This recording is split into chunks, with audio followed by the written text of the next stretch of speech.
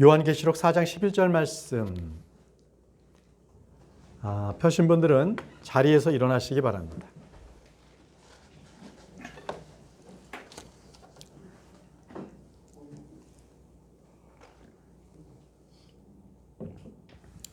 자, 우리 한 목소리로 읽도록 하겠습니다. 요한계시록 4장 11절입니다. 시작.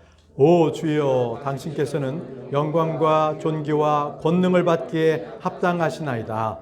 이는 당신께서 모든 것들을 창조하셨기 때문이니 당신의 기쁨을 위하여 그것들이 존재하고 또 창조되었기 때문이니이다.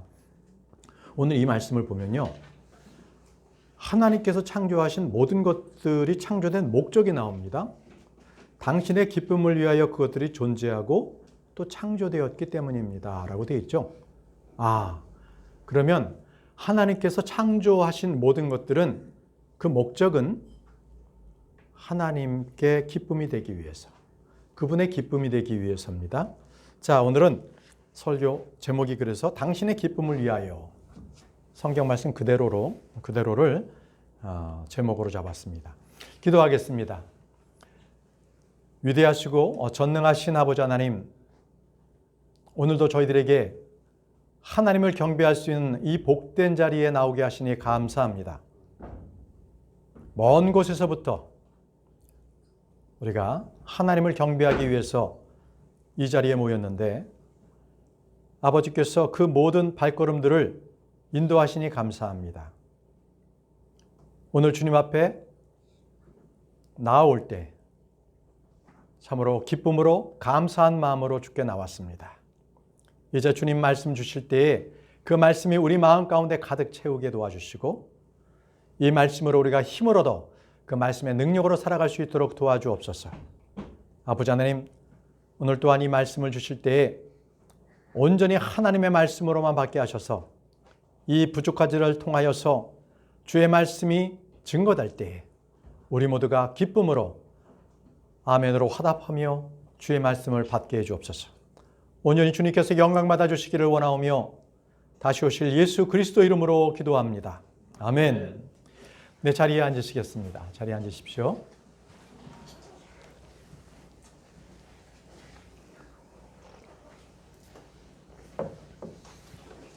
네.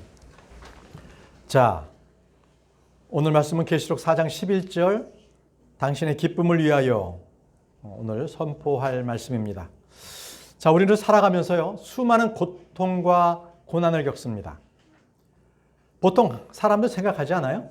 하나님을 믿으면 좀 더 행복하고 기쁨이 넘쳐야 되는 거 아닌가? 그런데 어떻게 하나님을 잘 믿겠다고 하는데 믿겠다고 하면 할수록 왜 이렇게 나에게는 어려운 일이 닥치는가? 이렇게 생각하시지는 않습니까? 자, 이런 일이 일어나는 것은요, 그럴 때마다 마귀가요, 주의 자녀들을 공격하기 때문에 그렇습니다. 마귀는 하나님의 자녀들을 지속적으로 공격합니다. 영적으로, 육적으로, 혼적으로 다방면으로 해서 공격을 하는데요. 그때 우리가 허점을 보이잖아요. 그러면 그 아주 약한 점을 치고 들어옵니다. 그게 마귀예요. 그게 마귀입니다. 우리를 삼키려 하지요. 그래서 주님께서는요, 왜 우리에게 고난을 허락하시는지를 성경에 기록하셨어요. 마귀의 허점을 보이지 말라고. 신명기 8장 12절에서 14절 말씀입니다. 신명기 8장 12절에서 14절 말씀에 내가 먹어서 배부르고 훌륭한 집들을 건축하며 그 안에 거하면 그리고 너의 소떼들과 너의 양떼들이 번식하여 너의 은과 너의 금이 늘어나고 내가 가진 모든 것이 늘어나면 그때 너의 마음이 높아져서 너를 이집트 땅에서 곧 속박의 집에서 데리고 나오신 주 너의 하나님을 내가 잊을까 하려 함이라. 주 너의 하나님을 내가 잊을까 하려 함이라. 결국은 배부르고 등 따뜻하면 하나님을 잊게 되는 바로 본성의 문제를 주님께서는 지적하신 거예요. 내가 풍요롭고 재물이 늘어나고 나의 모든 것들이 넉넉했을 때에 사람은 겸손해지지 않고요. 교만해집니다. 그게 문제예요. 주님께서는 그것을 방지하기 위해서 우리에게 어려움을 주신다는 거예요. 우리의 교만함을 방지하기 위해서. 우리는요, 조금이라도 뭔가 좀 풍족해지면 바로 하나님을 생각하지 않고 내 자신을 기준으로 생각해요. 내 자신이 더 뭐 잘 입고, 더 잘 살고, 더 좋은 집과 우리 가족에게 더 잘해줄 걸 생각하죠. 하나님 이전에 먼저 그렇게 생각하는 거예요. 바로 이제 교만으로 나서게 하는 것이 바로 나의 잘됨이거든요. 그게 나의 약점이 되는 겁니다. 그래서 우리는요, 우리 마음속에 있는 이 교만을 제거해야 합니다. 제거하지 않는다면 언제든지 우리는 마귀로부터 공격을 당할 수가 있어요. 우리는 우리 마음속에 이 교만이 보통 이렇게 얘기합니다. 나 정도면 하나님을 지금 훌륭하게 잘 섬기고 있어. 나 정도면 이제 나중에 주님 만났을 때 충분하게 보상을 받을 수 있을 거야. 이렇게 생각하는 거죠. 그래서 이런 마음은요, 이렇게도 마음을 먹게 돼요. 이 정도가 됐으니까 나는 결코 고난과 어려움은 나에게 있어서는 안 돼. 그래도 내가 하나님을 이렇게 예비하고 예전보다 낫잖아. 그런데 나를 고난에 빠뜨릴 수가 있을 것, 고난에 내가 빠뜨림을 당할 수 있어서는 안 되지. 이렇게 생각하는 교만이 내 속에 있는 거예요. 분명히 하나님께 나는 충분히 보상을 받을 수 있는 자격이 있다고 자기 스스로가 만족하는 거죠. 그런데요, 이렇게 생각할 때 우리는 내가 무엇을 놓치고 있는가를 잘 생각해야 돼요. 내가 어떤 사람이었냐는 거예요. 내가 어떤 사람이었느냐. 나의 지난 날들에 대해서 하나님께서 어떻게 나를 인도해 주셨고 주님의 그 말씀이 아니었다면 내가 어떤 자로 타락했는가를 생각해 보십시오. 나의 마음에는 주의 말씀이 없으면 바로 불평과 쓴뿌리가 나옵니다. 교만해지면 바로 하나님께서 어떻게 나에게 이럴 수 있느냐고 그렇게 따져 묻습니다. 더 나아가서는 무기력하고 좌절하고 분노하기도 하고 어떨 때는 우울증에 빠지기도 합니다. 결국은 그것이 자기를 지배하게 되고 자연스럽게 주변에 있는 사람들에게도 그런 것들이 노출되고 전염이 됩니다. 여러분, 과연 저와 여러분들은 어떤 사람이었습니까? 어떤 사람이었기에 우리가 어떤 마음으로 주님을 대해야 합니까? 로마서 3장 10절에서 13절 말씀을 보십시오. 우리가 어떤 사람이었는지를 잘 기록하고 있습니다. 기록된 바와 같이 의로운 자는 없나니 없도다. 한 사람도 없도다. 이해하는 자도 없으며 하나님을 찾는 자도 없도다. 그들이 다 길에서 벗어났으며 그들이 함께 무익해졌도다. 선을 행하는 자가 없나니 없도다. 한 사람도 없도다. 자, 이 말씀을 우리가 전도할 때에 모든 사람이 죄인임을 우리가 알릴 때에 이 말씀을 자주 사용합니다. 없나니 없도다. 한 사람도 없도다. 의로운 사람은 한 사람이 없도다는 것입니다. 내가 당하는 고통과 어려움은요, 대부분이 나의 죄로 인해서 시작이 됩니다. 나의 죄 때문에 시작이 됩니다. 여러분, 뿌린 대로 거둔다는 말씀이 있지 않습니까? 우리 자신의 모든 문제는 죄에서부터 시작된다고 생각하시면 됩니다. 그런 일들을 괜시리 하나님께 그 책임을 돌리지는 마십시오. 항상 우리는 우리가 지은 그 저지른 죄들로 인해서 영원한 불 속으로 고통받아야 된다는, 고통받아야 할 그 존재였다는 사실을 기억해야 합니다. 그 영원한 고통으로부터 주님께서는 나를 건져내 주셨는데 어떻게 내가 지금 잠시 겪는 이 고통, 이것을 통해서 하나님을 원망할 수가 있겠습니까? 하나님을 원망한다는 것은 내 중심적으로 내가 생각하고 있기 때문에 그것이 교만으로 싹트고 하나님을 원망하게 된 겁니다. 자, 나를 높이다가 교만으로부터 떨어진 자, 멸망으로 떨어진 자가 있죠. 바로 루시퍼입니다. 루시퍼. 그는 덮는 그룹이었지만 교만했습니다. 그래서 그가 하는 모든 말들은 내가 바로 자기만을 내세웠습니다. 이사야 14장 12절에서 14절 말씀을 보게 되면 루시퍼에 대해서 잘 그가 어떤 말을 했는지 잘 기록해 놨습니다. 오 아침의 아들 루시퍼야, 내가 어떻게 하늘에서 떨어졌는가? 민족들을 약하게 했던 내가 어떻게 끊어져 땅바닥으로 떨어졌는가? 이는 내가 너의 마음속으로 이렇게 말하였기 때문이라. 내가 하늘로 올라가겠노라. 내가 하늘의 보좌를 하나님의 별들을 위로 크게 높이겠노라. 내가 북쪽의 측면에 있는 회중의 산 위에 앉겠노라. 내가 구름들의 높은 곳들 위로 올라가겠노라. 내가 지극히 높으신 분처럼 되겠노라. 내가 이것이 바로 루시퍼의 교만이었습니다. 저와 여러분들도 내가 어떻게 하겠다. 내가 바로 나 중심적인 사고는 바로 교만입니다. 여러분, 갑작스럽게 내 스스로가 나를 높이고 나를 생각했을 때 그것은 교만으로부터 시작됐다는 것을 자기 자신을 점검해야 합니다. 어려운 일이 일어났을 때 그러기 때문에 자신을 점검하십시오. 욥은 자식들이 다 죽고 그 재산이 완전히 공중분해가 되어서 가정이 파탄났습니다. 그럴 때 그는 자신을 점검했어요. 하나님을 원망하지 않았습니다. 욥은 자신의 처지를 이렇게 주님께 고백했습니다. 욥기 6장 8절에서 10절 말씀. 오 내가 나의 요청을 가질 수 있다면 그리하여 하나님께서 내가 열렬히 바라는 것을 나에게 승인할 수 있다면 얼마나 좋을까. 심지어 나를 멸하는 것이 하나님을 기쁘게 해드린다면 그분께서 자신의 손을 베푸시어 나를 끊어버리신다면 좋으련만. 그렇다면 내가 전보다 더 위로를 받으리라. 진정 내가 슬픔 속에서 스스로 단호해지리라. 어려운 일이 있을 때 내가 왜 이런 취급을 받아야 하나? 왜 이런 대접을 받아야 하나? 왜 나에게만 이런 일이 있어야 하는가? 이런 생각이 들 때 도리어 자기 자신을 점검해보고 겸손해져야 합니다. 저는 여러분들에게 오늘 이 말씀을 드리고 싶습니다. 여러분들에게 어려움이 있을 때에 도리어 하나님께 감사하십시오.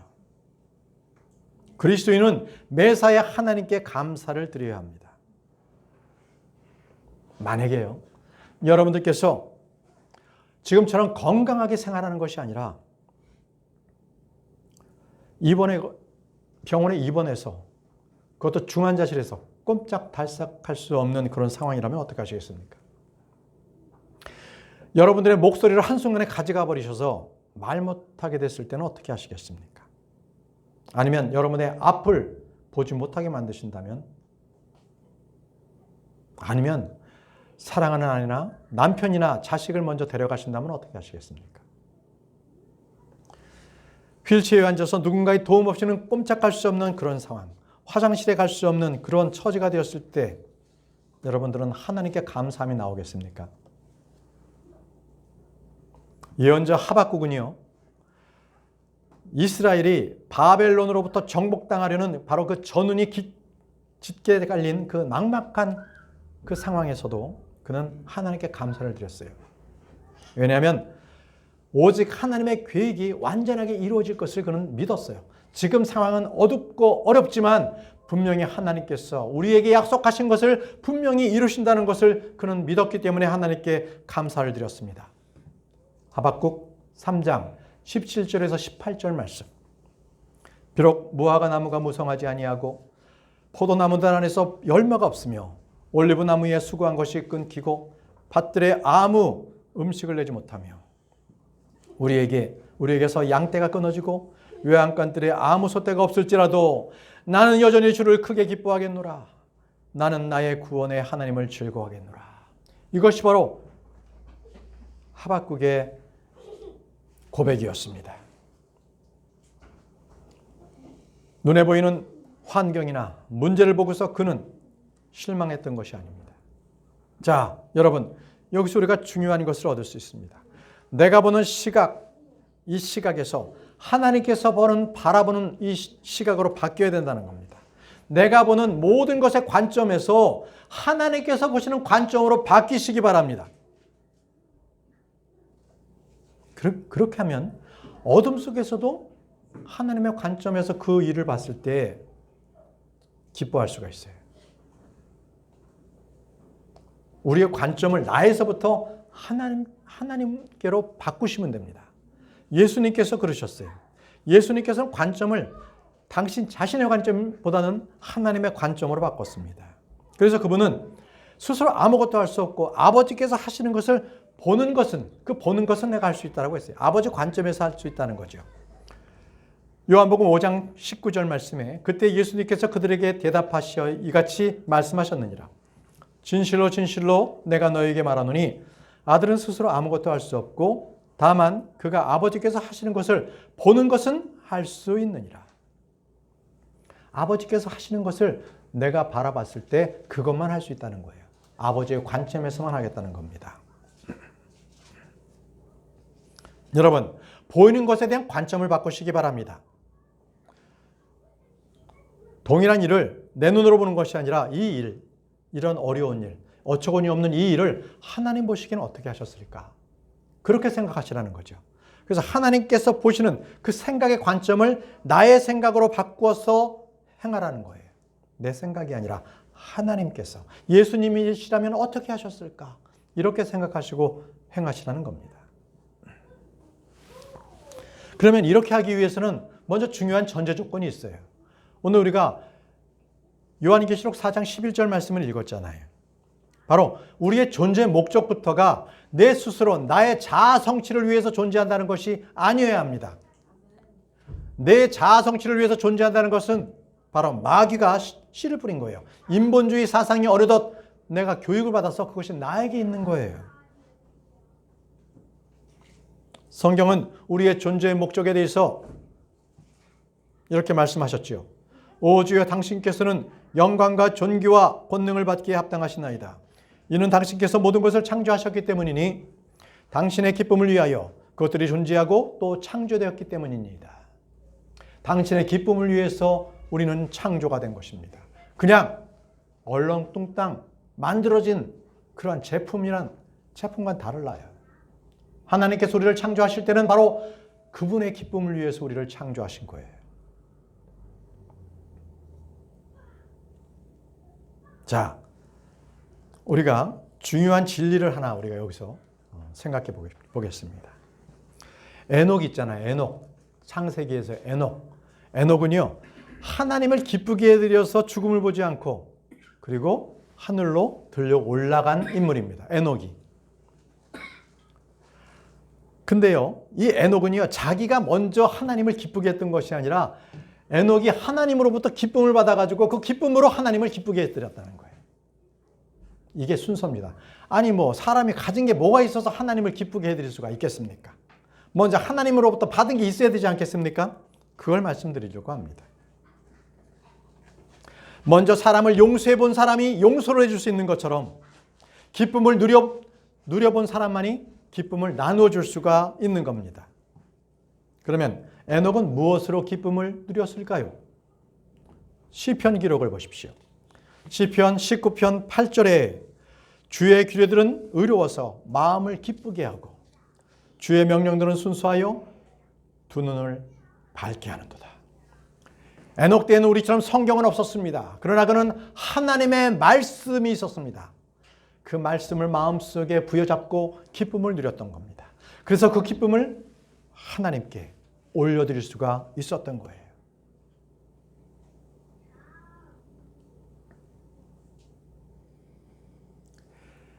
말씀의 장이라고 합니다. 시편 119편을요. 거기에는 언제나 하나님의 말씀, 주의 율법, 주의 명령 이런 것들에 대해서 많이 나옵니다. 그래서 주님께서는 그 말씀을 통해서 우리에게 기쁨을 주시고 우리가 그 고난을 견딜 수 있도록 감당할 수 있도록 하셨습니다. 시편 119편 92절에 당신의 법이 저의 즐거움들이 되지 아니하였더라면 그때 저는 저의 고난 가운데서 멸망하였으리이다. 주님께서 주시는 기쁨이 없었다면 내가 당하는 고난을 내가 이겨낼 수가 없었다는 고백을 하고 있습니다.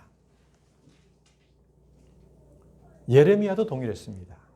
예레미야도 같은 동족들로부터 죽임을 당할 그 위험 속에서 옥에도 갇히고 많은 시련을 겪었습니다. 그럼에도 그 고통과 박해 가운데서도 그는 즐거워했습니다. 예레미야 15장 16절 말씀, 당신의 말씀들이 발견되었기에 제가 것들을 먹었나이다. 그러나 당신의 말씀이 제게는 제 마음의 즐거움과 환희였나이다. 비록 그는 옥에 갇혔고 왕으로부터 책망을 받고 그러한 위치에 있었지만 그럼에도 불구하고 그의 마음은 기뻤던 것은 바로 주의 말씀이 그 안에 있었기 때문입니다. 그러기에 주의 말씀, 주의 법이 모든 믿는 자들에게는 기쁨을 가져다 줍니다. 여러분들 안에 주의 말씀이 있다면 여러분들은 언제나 기쁨의 그 샘솟는 기쁨을 누릴 수 있을 것입니다.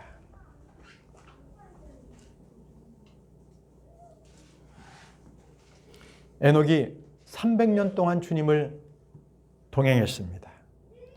주님께서 주신 그 기쁨이 그에게 있었던 겁니다.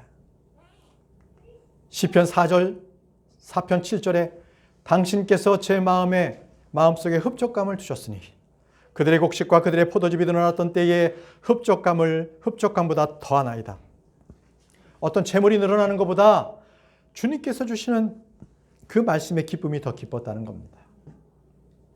여러분, 이 기쁨을 주시기 위해서 주님께서는요, 먼저 슬픔의 사람이 됐다는 거예요. 우리에게 기쁨을 주시기 위해서 주님께서는 슬픔의 사람이 되었습니다. 이사야 53장 3절과 10절 말씀을 보겠습니다. 그는 사람들에게 멸시받고 거절당하였도다. 또한 슬픔의 사람이요 비통함에 익숙해진 사람이로다. 그런즉 우리는 그로부터 피하는 것처럼 우리의 얼굴을 숨겼도다. 그는 멸시를 받았고 우리는 그를 존중하지 아니하였도다. 10절 그럼에도 그를 상하게 하시는 것이 주를 기쁘게 되었도다. 그분께서 그를 비통함에 두셨도다. 당신께서 그의 오늘 죄를 위한 제물로 만드실 때에 그는 자신의 씨를 볼 것이요 그가 자신의 날들을 연장할 것이요 그의 기쁨이 그의 손 안에서 형통하리라. 그분은 예수님은 슬픔의 사람이었습니다. 그러나 주님께서 슬픔의 사람이었기에 우리에게 기쁨을 주실 수가 있게 된 것입니다. 우리가 기쁨의 삶을 살 수 있다는 것은 바로 성령의 충만함, 바로 기쁨의 충만함에 있습니다. 사람들은 주님께서 주시는 기쁨이 아니라 세상 속으로부터 기쁨을 찾습니다. 그렇기 때문에 잠시 동안 웃을 일은 있지만 영원한 기쁨은 얻을 수가 없습니다. 하나님께서는 우리를 기뻐하십니다.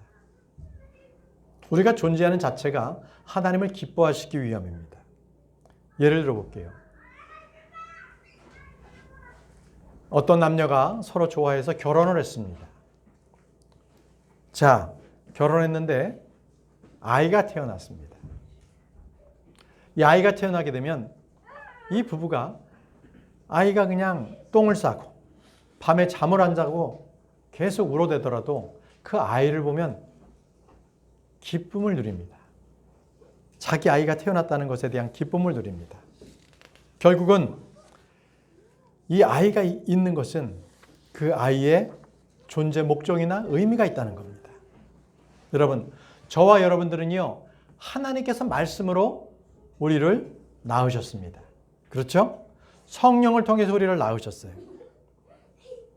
그러면 낳으신 분이 우리가 낳은 바 되었잖아요. 새로 태어났잖아요. 우리를 얼마나 기뻐하시겠어요.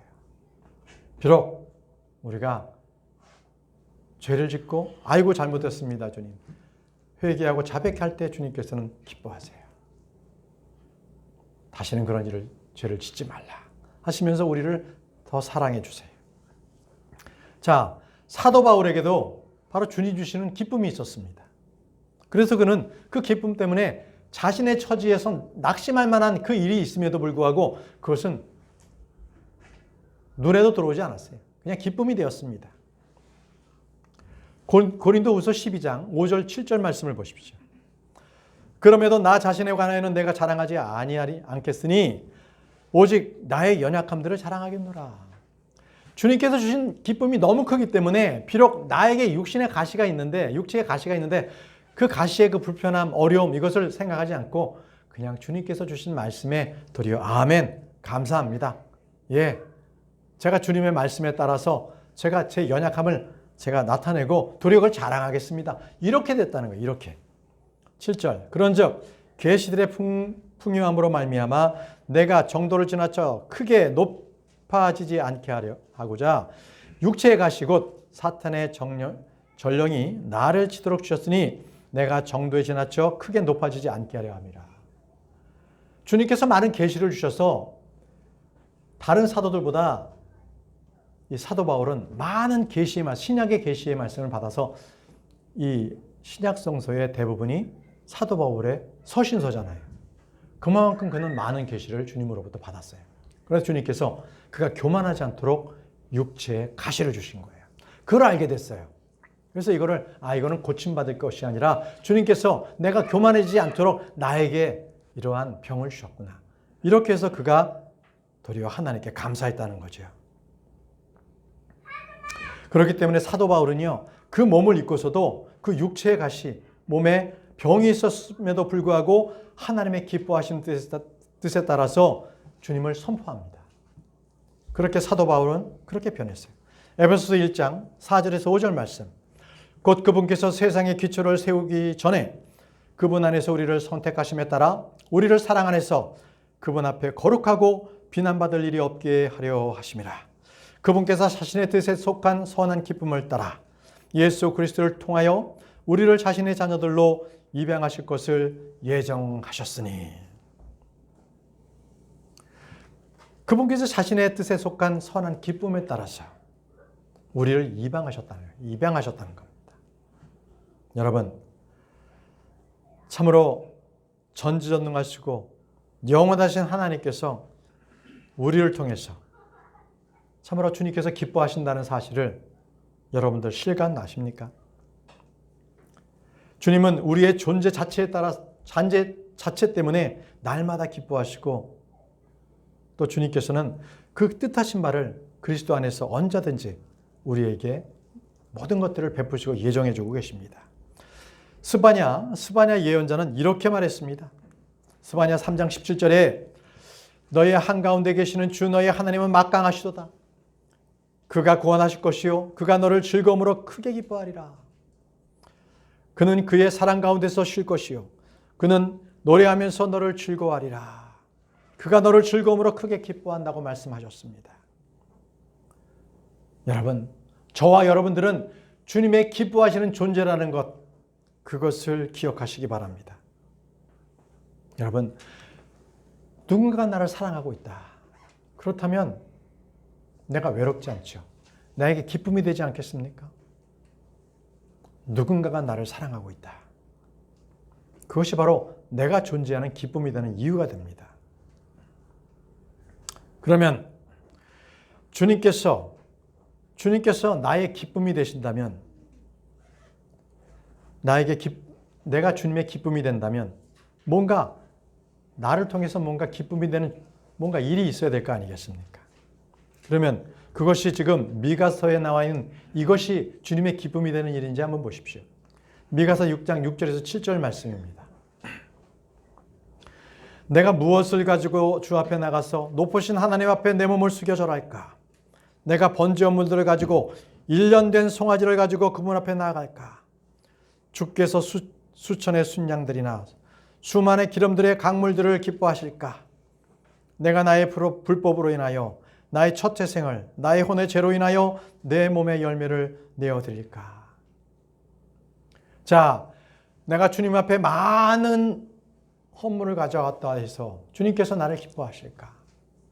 결코 그렇지 않다는 겁니다. 주님께서는 그런 것들을 통해서가 아니라 바로 너의 마음, 너의 믿음, 그것을 나에게 달라. 그 마음을 내가 기뻐하겠노라. 이렇게 말씀하고 계시는 거예요. 내가 무엇을 해서 주님 앞에 기뻐하는 것이 아니라 바로 내 자신을 주님 앞에 드려지는 것을 주님은 기뻐하신다고 말씀하세요. 자, 주님께서 나를 통해서 기뻐하시는 것, 그 세 가지를 한번 살펴보겠습니다. 나를 통해서 기뻐하시는 것 세 가지. 첫 번째, 주님께서는 내가 회개하는 걸 기뻐하세요.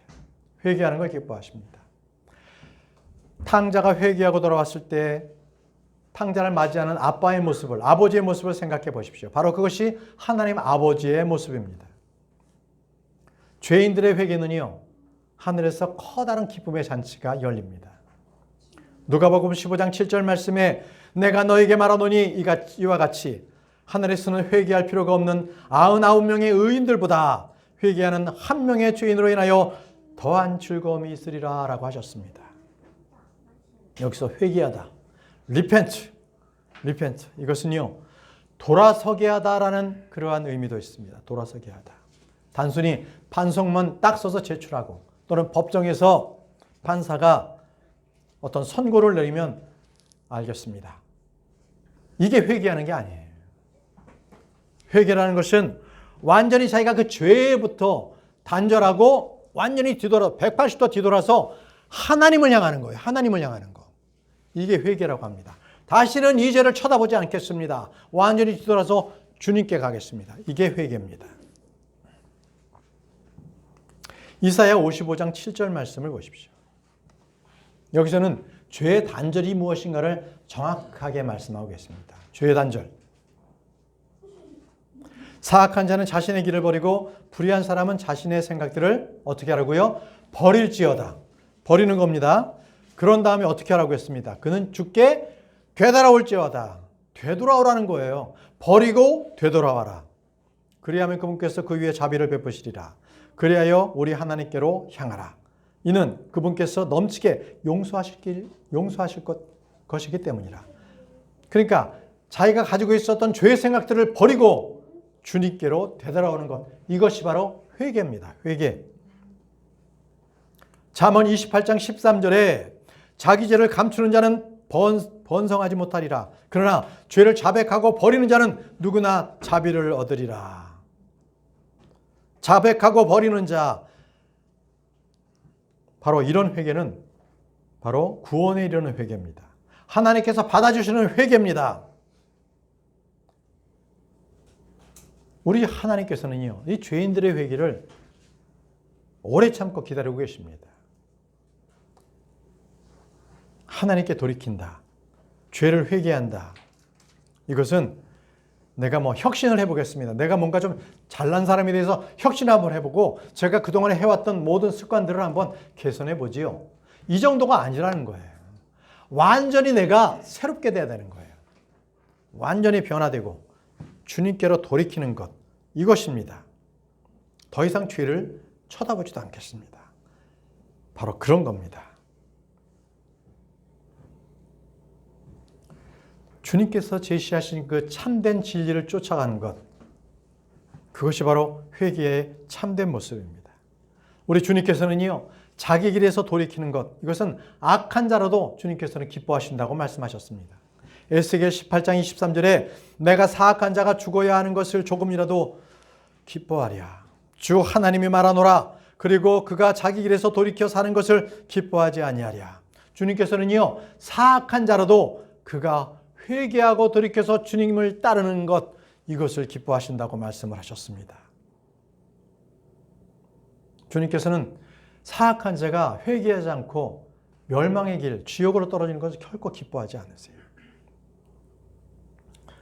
한 명의 죄인이 회개했을 때 하늘에서는 큰 기쁨이 있습니다. 주님께서는 돌이켜 살라고 말씀하셨죠.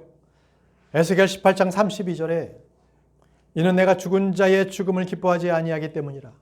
주 하나님의 말하노라. 이러한 이유로 너희 스스로 돌이켜 너희는 살라. 너희 스스로 돌이켜 너희는 살라고 말씀하십니다. 여러분, 지금 여러분들에게 어떤 죄가 있습니까? 그렇다면 주님 앞에서 고백하고 주님의 피로 씻김을 받으시기 바랍니다. 나의 양심을 누르고 있고 마음을 무겁게 하고 영을 괴롭게 하는 어떤 죄들이 있다면 그것을 회개하십시오. 그리고 주님의 기쁨을 누리시기 바랍니다. 주님은 죄인들이 자신의 죄를 시인하고 주님의 자비를 구할 때 그것을 기뻐하십니다. 주님 앞에 자기 죄를 회개할 때 그것을 바로 주님께서는 가장 기뻐하시는, 주님께서 기뻐하시는 것이 바로 나의 죄의 회개입니다. 두 번째입니다. 두 번째는 믿음입니다. 믿음.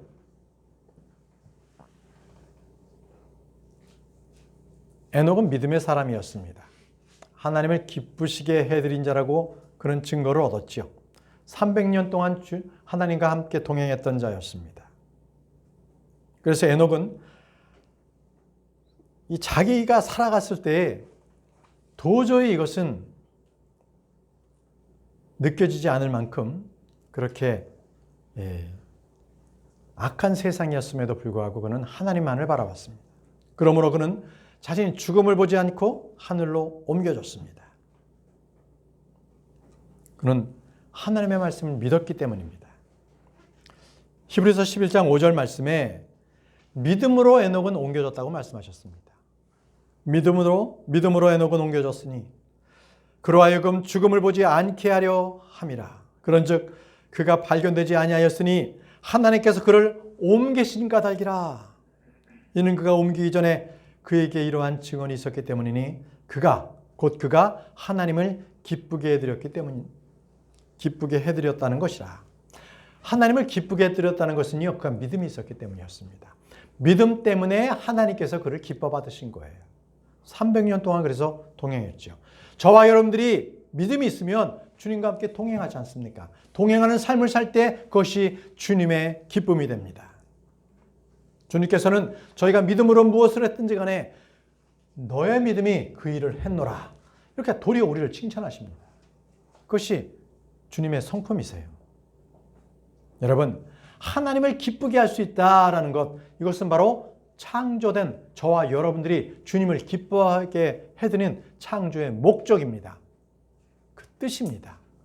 창조물이 같이 있다는 것은 주님을 기뻐하는 것입니다. 그래서 믿음이 없이는요, 결코 하나님을 기뻐하게 할 수가 없다는 겁니다. 그것은 육신 안에 있는 자는 당연히 하나님을 기뻐할 수가 없습니다. 로마서 8장 8절에 그렇기에 육신 안에 있는 자들은 하나님을 기쁘게 해드릴 수 없느니라. 육신적으로 살면요, 그때는 결코 하나님을 기쁘게 해드릴 수가 없습니다. 육신적으로 살았던 사람, 육신적으로 예배드렸던 사람 있죠? 창세기, 가인. 그는 주님께서 주님의 법으로서 동물의 피를, 그것도 어린 양의 피를 가져와라. 그걸로 제물로 하나님께 헌물 드리고 제사를 드려라 했을 때에 그는 어떻게 했어요? 자기가 노력했던 농산물, 자기가 농사 짓고 열매를 맺은 그 열매를 주님께 바친 거 아니겠습니까? 그랬을 때 주님께서는 가인도 받지 않았고 그가들이 농산물도 받지 않으셨어요. 그렇습니다. 주님께서 기뻐하시는 게 뭡니까? 믿음을 우리에게 기뻐하십니다. 믿음으로 주님을 예배하시기 바랍니다. 그랬을 때 주님께서 그 예배를 받으시죠. 주님은요, 이 유대인들이 아무리 많은 그러한 봉헌물을 주님께 드렸어도 주님께서는 즐거워하지 않는다고 말씀하셨어요. 그들이 하나님의 말씀을 믿지 않고 드렸기 때문에 그래요. 이사야 1장 11절 말씀을 보십시오. 기뻐하지 않는다는 거예요.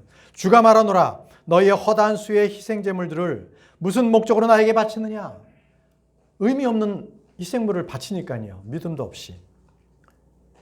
내가 순양의 번제물들과 잘 먹인 짐승들의 지방으로 배가 부르느냐. 내가 부르니라.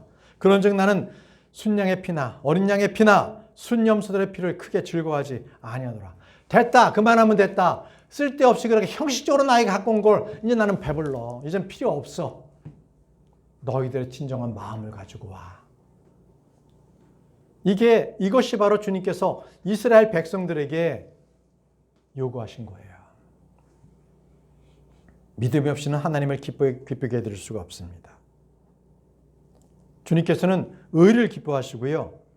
불법을 미워하시는 분입니다. 다 아세요. 자, 세 번째 주님께서 기뻐하시는 겁니다. 복음입니다. 우리가 복음을 전하는 것을 주님께서 기뻐하세요. 복음 전파는 사람을 기쁘게 하는 것이 아니고요. 하나님을 기뻐해요. 우리가 전도지를 가지고 복음을 전해 보십시오. 사람들이 어우 그래요? 고맙습니다. 이런 사람 한 사람도 없어요.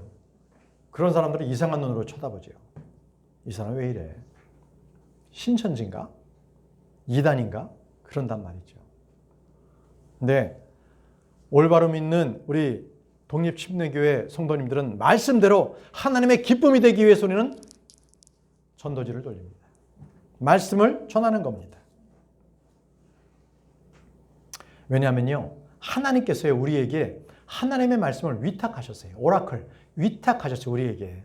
하나님의 말씀을 우리에게 맡기셨거든요. 그럼 우리는 그것을 전해야 될 사명이 우리에게 있는 거지요. 그걸 위탁받았다고 합니다. 제가 요건데요. 데살로니가전서 2장 4절. 다만 우리가 하나님께 허락을 받아 복음을 위탁받은 대로 우리가 그렇게 말하는 것이니 사람들을 기쁘게 하려 함이 아니요 오직 우리의 마음을 시험하시는 하나님을 기쁘게 해드리려 함이라. 하나님을 기쁘게 해드리려고요. 주님으로부터 위탁받은 주님의 말씀 그것을 우리는 전달하는 거예요. 그걸 전하는 겁니다. 주님께서는 우리에게 화해하게 하시는 말씀, 하나님과 사람을 화해하게 하는 말씀을 우리에게 위탁하셨어요. 그걸 전해야 합니다.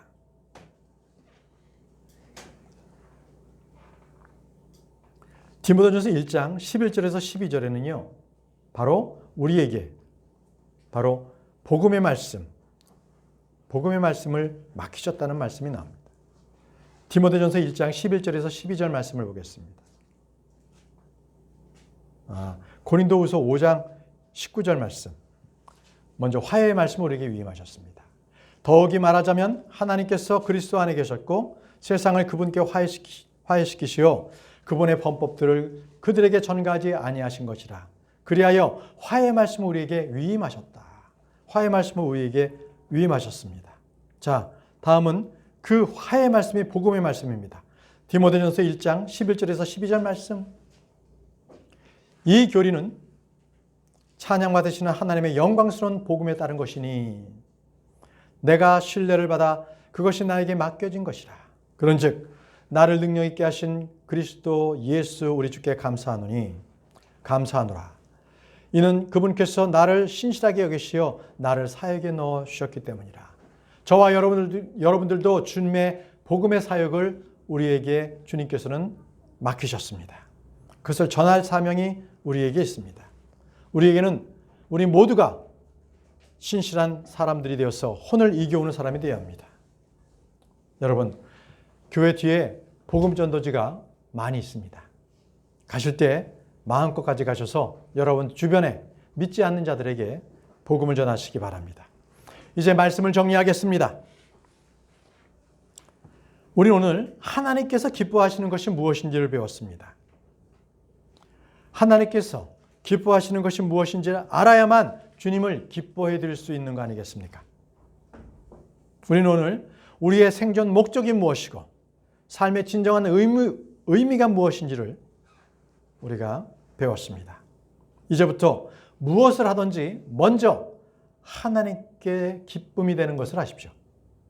여러분들의 생각의 관점을 바꾸시기 바랍니다. 내가 아니라 하나님의 관점으로 나의 모든 고난들을 바라보시기 바랍니다. 그랬을 때 그 고난이 도리어 나에게 기쁨이 됩니다. 우리 주님 역시 무엇이나 하나님께서 기뻐하시는 일을 그분께서는 수행하셨습니다. 그렇다면 우리 역시 주님께서 기뻐하시는 일이 무엇인지 그것을 알고 그것을 행해야 합니다. 다 같이 요한일서 3장 22절 말씀을 읽고 마치도록 하겠습니다. 요한일서 3장 22절 말씀을 펴시기 바랍니다. 요한일서 3장 22절.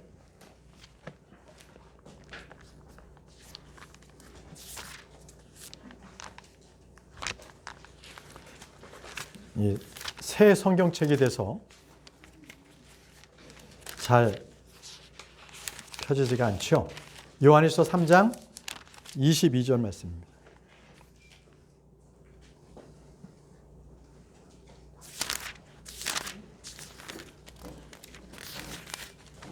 네. 자, 함께 읽겠습니다. 시작.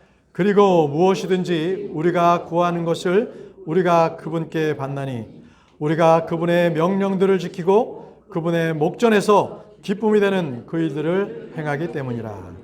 예, 우리가 무엇이든지 우리가 구하는 것은 그분께 받은 것인데요. 이것들은 그분의 명령을 지키고 또 그분 앞에서 기쁨이 되는 그 일을 수행하는 것이라고 말씀하셨습니다. 여러분, 이것이 바로 우리가 존재하는 목적입니다. 우리가 존재하는 목적은 주님의 기쁨이 되는 것입니다. 언제든지 여러분, 이제부터 예수님이시라면 어떻게 하셨을까? 이런 관점에서 모든 일들을 판단하시고 또 그 일들을 주님의 기쁨을, 주님께 기쁨을 드리는 그런 삶을 사시기 바랍니다. 자, 다 같이 자리에서 일어나셔서 찬송가 976장, 찬송가 976장을 찬양하겠습니다. 온 세상 위하여.